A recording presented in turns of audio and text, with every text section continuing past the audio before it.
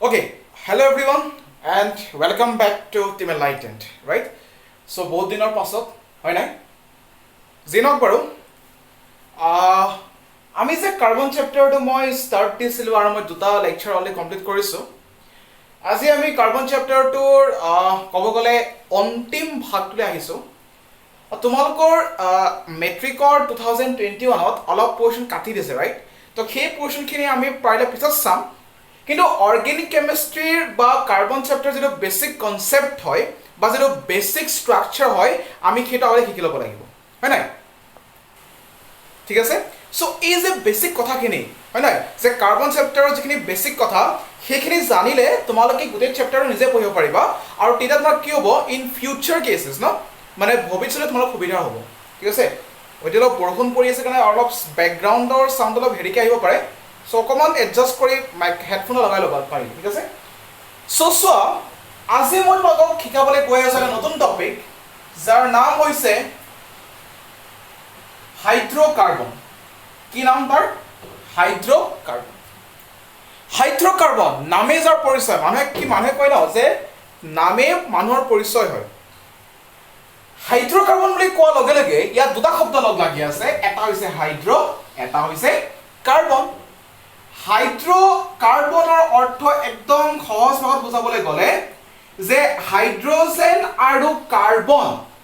মই আগতে কৈছো যে কাৰ্বনৰ কেটেনেশন প্ৰপাৰ্টি কাৰণে হি বৃহৎ সংখ্যক এলিমেন্টছৰ লগত বন্ধন কৰিব পাৰে বা বন্ড কৰিব পাৰে কাৰ্বনৰ কেটেনেশন প্ৰপাৰ্টিৰ কাৰণে কাৰ্বনে বৃহৎ সংখ্যক মৌলৰ লগত বহুত মৌলৰ লগত কি কৰিব পাৰে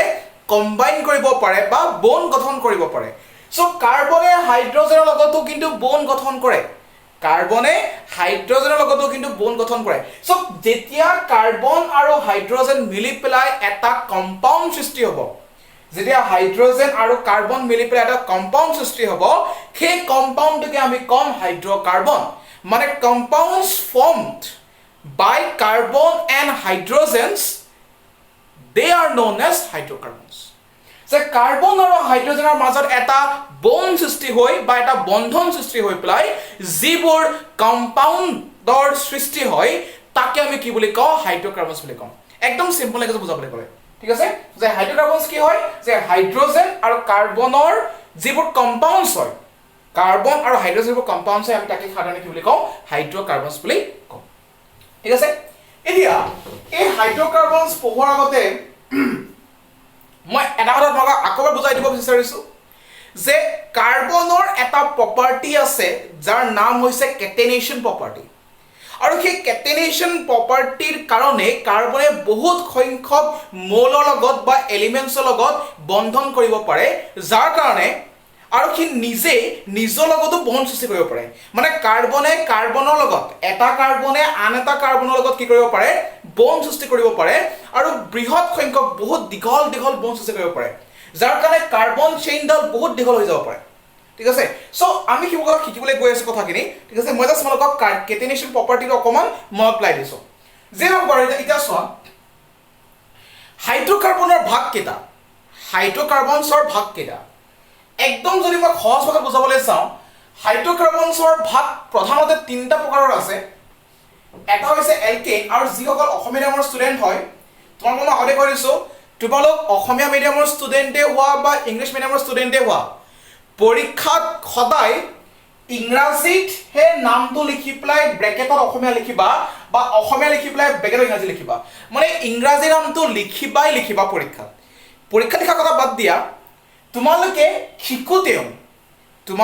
শিকোতেও যে তুমি শিকিবা এতিয়া সদায় ইংৰাজীত শিকিবা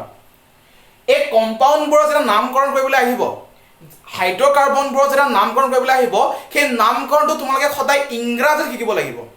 কিয় কাৰণে কাৰণ 11-12ত যেতিয়া তোমালোকে অৰ্গেনিক পঢ়িবা তাত অসমীয়াত নোপোৱা ইংৰাজীত পাবা চ' তোমালোকে ইংৰাজীত শিকিলেহে ডাঙৰ কিতাপবোৰ বা ফৰেন অথৰ কিতাপবোৰ বুজি পাবা কাৰণ যিটো নমেনক্লেচাৰ যিটো তোমাৰ প্ৰচিডিউৰ হয় ন যে এটা কম্পাউণ্ডৰ নামকৰণ কেনেকৈ কৰিব লাগে সেই বস্তুখিনি আচলতে ইংৰাজীতহে আছে আমি ইংৰাজীৰ পৰা অসমীয়া কৰিছোঁ হয় নহয় চ' যিবোৰ তোমাৰ টিপছ আছে বা যিবোৰ নিয়ম আছে সেই নিয়মবোৰ আচলতে ইংৰাজীতে থকা আৰু শব্দবোৰ সদায় ইংৰাজীত লিখাটো ভাল চ' তোমালোকে ইংৰাজীত শিকা পিছত লাগিলে এই শব্দটো অসমীয়া অনুবাদ কৰিবা কিন্তু আগতে ইংৰাজীত শিকিলা কেনেকৈ নামকৰণ কৰিব লাগে কথাটো বুজি পাইছা চোৱা প্ৰথমে মই লিখিছো এলকেইন পিছত লিখিছো মই এলকেইন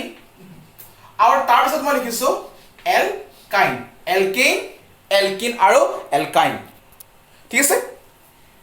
এলকেইন মানে কি এলকাইন মানে কি এইটো হৈছে বহুত ডাঙৰ প্ৰশ্ন এতিয়া বুজি পোৱা নাই কি হয় ন আমি কিতাপত দেখিছো বুজি পাইছো কিন্তু এতিয়া চোৱা এলকেইন এলকিন এলকাইন এই তিনিটা বস্তুত তোমালোকে যদি মন কৰা এটা বস্তু কমন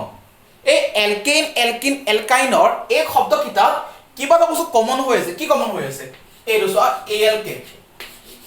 এএলকে এই শব্দ তিনিটা এই তিনিটা বস্তুতে আছে এটা দুটা তিনিটা এই তিনিটা শব্দত এএলকে এই শব্দকেইটা আছে কিন্তু হয়নে এএলকে এই শব্দকেইটা কিন্তু আছে কিন্তু তাৰমানে যেতিয়া এলকিন হৈছে এ এনি যোগ লাগিছে এলকিন হওঁতে ই এনি যোগ লাগিছে এলকাইন হওঁতে ওয়াই এনি যোগ লাগিছে হয়নে এইটো আইডেন্টিফাই কৰিব পাৰিলে তোমালোকৰ অৰ্গেনিকৰ 1% কমপ্লিট হৈ গ'ল বুলি ভাবিবা এই বস্তুটো হৈছে একদম ডাঙৰ বস্তু যেতিয়া মই এলকিন বুলি কৈছো এএলকে লগত মই এ এনি যোগ কৰিছো ইয়াত মই ই এনি যোগ কৰিছো ইয়াত মই ওয়াই এনি যোগ কৰিছো হয়নে এতিয়া চোৱা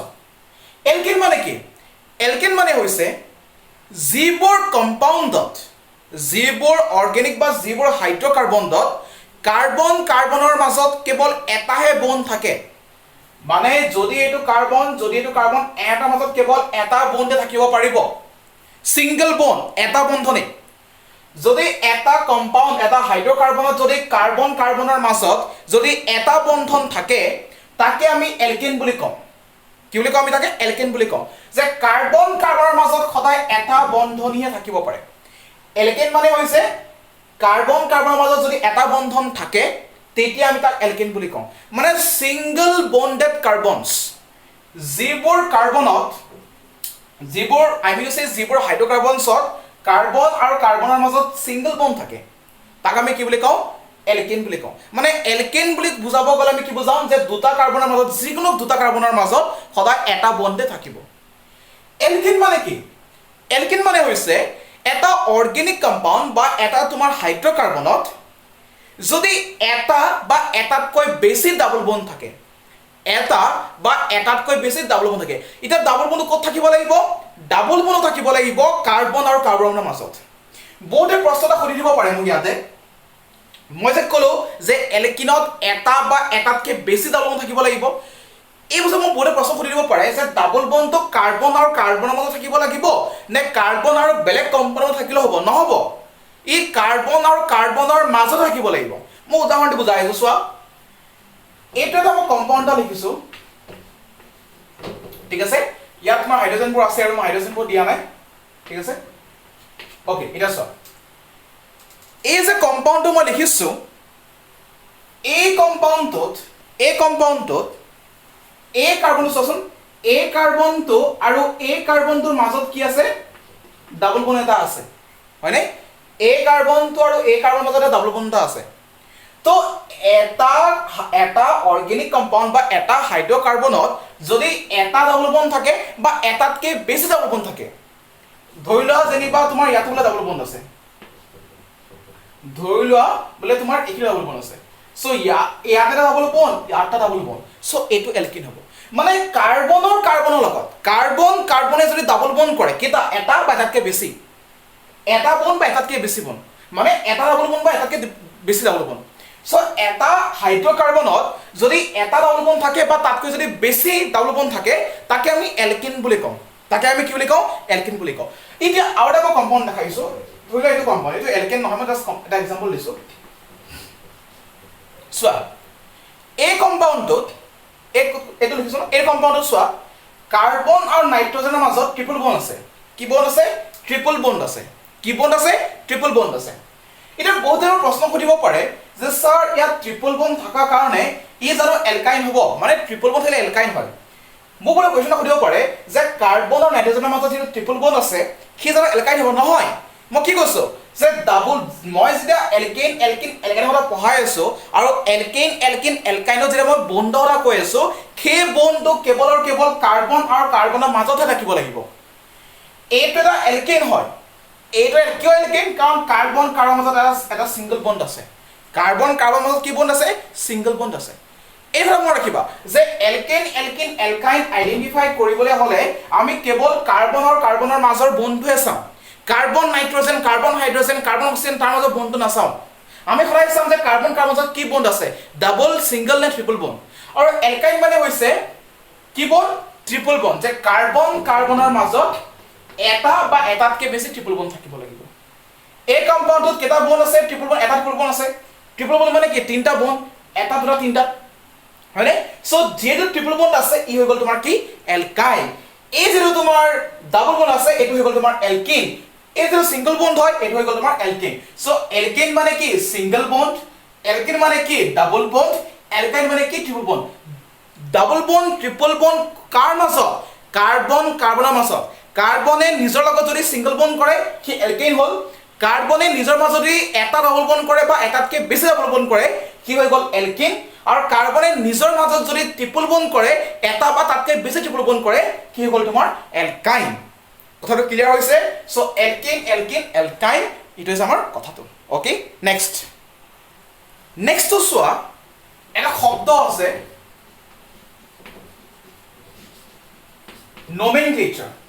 nomenclature মানে হৈছে নামকৰণ যেনেকৈ বাচ্চাৰ জন্ম হোৱাৰ লগে লগে সদায় আমি ভাবো যে এই ল'ৰাটোৰ নাম কি দিম বা ছোৱালীজনীৰ নাম কি দিম মানে নামকৰণ nomenclature মানে হৈছে কি নামকৰণ কৰা সো ইয়াৰ নামকৰণ এটা হাইড্ৰকাৰ্বনৰ নামকৰণ কেনেকৈ কৰিব লাগে তাৰ কাৰণে এখন টেবুল আছে আমি আগতে সেই টেবুলখন শিকি লম তাৰ পাছত আমি আঁকিবলৈ চেষ্টা কৰিম ঠিক আছে সো টেবুলখন কেনেকুৱা হয় চোৱা আগতে চাই লম মই কেনেকুৱা এখন টেবুল আঁকিছো চোৱা কেইটামান ঘৰ বনাবা মই টেবুল আঁকি লম তাৰপাছত তোমালোকে আঁকিবা চোৱা এতিয়া সো এই টেবুলখন বহুত ডাঙৰ হ'ব মই যে তোমালোকে এটাই শিকাম সো মই প্ৰথমে আধাকৈ আঁকিছোঁ তোমালোকে খালি কণ্টিনিউ কৰি থাকিবা চোৱা প্ৰথমটো মই লিখিছোঁ নাম্বাৰ অফ কাৰ্বন এটমছ যে সেই কম্পাউণ্ডটোত কিমানটা কাৰ্বন আছে সেকেন্ড লিখিছোঁ মই ৰুটত মানে হৈছে মূল শব্দটো কি হয় এটো হৈছে এলকেইন এটো এলকিন এটো এলকাইন তাৰ মানে এলকেইন হলে ধৰিলা 5টা কাৰ্বন আছে সো 5টা কাৰ্বন যদি থাকে তেতিয়া যদি 5টা কাৰ্বন যদি এলকেইন হয় তেতিয়া তাৰ নামটো কি হ'ব 5টা কাৰ্বন থকা যদি এলকিন হয় তাৰ নামটো কি হ'ব 5টা কাৰ্বন থকা যদি এলকাইন হয় তাৰ নামটো কি হ'ব এটা শিকা প্ৰথম ক্ষেত্ৰত নাম্বাৰ অফ কাৰ্বন এটমছ ধৰিছো মই 1 যদি কম্পাউণ্ডটোত এটাই কাৰ্বন আছে মূল শব্দটো হ'ব কি জানানে কি হ'ব আৰু মিট ইংৰাজী লিখিবা MEATH মিট কি হ'ব মিট যদি এলকেইন হয় নামটো কি হ'ব মিথৰ লগত ANE যোগ কৰি দিব লাগে হৈ গল মিথেন মই আগতে কৈছো এলকেইন মানে ANE যোগ কৰিব লাগে কি যোগ কৰিব লাগে ANE যোগ কৰিব লাগে কি যোগ কৰিব লাগে ANE যোগ কৰিব লাগে কাৰ লগত এই মূল শব্দটোৰ লগত এটা কাৰ্বন হলে মূল শব্দটো হৈছে মিথ যদি কিন্তু এলকেইন হয় কি যোগ কৰিব লাগে মিথেন ANE যোগ কৰিব লাগে সেই এটা কাৰ্বন যে এলকেইন হৈছে আমি গম পাম কেনে গম পাম ভেৰি সিম্পল চোৱা এটো মিথেনৰ ষ্ট্ৰাকচাৰ হয় এটা কাৰ্বন আছে বাকিটা হাইড্ৰজেন আছে ইয়াত কাৰ্বন আৰু বেলেগ কাৰ্বন নাই এলকিন কেতিয়া হ'ব যদি কাৰ্বন এটা কাৰ্বনে আনটা লগত ডাবল বন্ড কৰে ইয়াত ডাবল বন্ড কৰা মই দেখাই পোৱা নাই সো এই এলকিন হ'বই নোৱাৰে এলকাইন হ'ব নোৱাৰে কিন্তু কি তোমাৰ এলকেইন হ'ব সো দিস ইজ কি এলকেইন সো আমি এটা গম পাইছো যে এলকিন হ'ব লগিয়া হলে এটা কাৰ্বনে আনটা কাৰ্বন লগত ডাবল বন্ড কৰিব লাগিব কিন্তু এটা কাৰ্বন হলে ডাবল বন্ড কৰিবই নোৱাৰে সো এলকিন নহয় এলকাইন নহয় মানে এটা কাৰ্বনৰ জৰিয়তে আমি এলকিন বা এলকাইন গঠন কৰিব কোনো কাৰণতে নোৱাৰো পিছত চোৱা যদি মই কাৰ্বন যদি দুটা হয় তেতিয়ালে কি হ'ব যদি কাৰ্বন দুটা হয় ইয়াৰ নাম হ'ব কি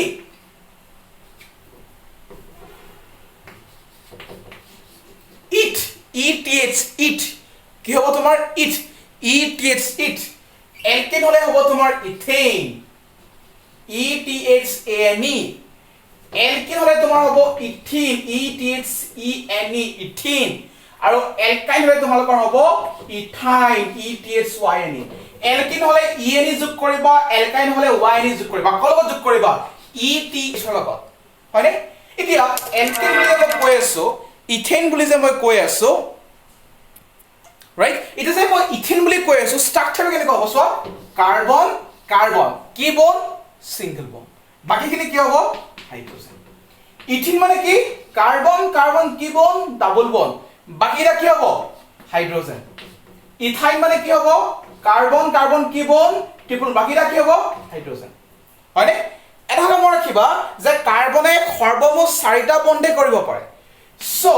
যদি কাৰ্বনে সৰ্বমুঠ 4টা বন্ডে কৰিব পাৰে তেতিয়াহলে এই ক্ষেত্ৰত চোৱা এটো কাৰ্বন হলে এটো এটা বন্ড বাকিটা 3টা বন্ড সো 1 2 3 এটো কাৰ্বন কৰিছে ইয়াৰ লগত দুটা বন্ড বাকিটা দুটা বন্ড এটো দুটা এটো কাৰ্বন কৰিছে 3টা বন্ড বাকিটা এটা বন্ড এটো এটা ঠিক আছে ওকে সো কথাটো ক'ব গলে একদম সিম্পল হয় যে এলকেন হলে এন যোগ কৰিব লাগে এলকিন হলে ENE যোগ কৰিব লাগে আৰু এলকাইন হলে YNE যোগ কৰিব লাগে ইয়াৰ স্ট্ৰাকচাৰছ খিনি মই নেক্সট ক্লাছত শিকাই আছো এতিয়া কেৱল তোমালোকে এই ৰুট ৱৰ্ড আৰু নাম্বাৰ অফ কাৰ্বন এটমছ খিনি শিকি লোৱা বাকি পিছত শিকাম মই কেৱলখন দেখাই আছো সো চোৱা যে 3টা কাৰ্বনৰ ৰুট ৱৰ্ড হ'ব প্ৰপ 4টা হলে হ'ব বিউট বিউট 5টা হলে হ'ব পেন্ট 6টা হলে হ'ব তোমাৰ হেক্স 7টা হলে তোমাৰ হ'ব হেপ আৰু 8টা হলে তোমাৰ হ'ব অক্ট ঠিক আছে সো এখন টেবল যদি তোমালোকে জানিলা বাকি এলকেন এলকিন এলকাইনৰ নামবিলাক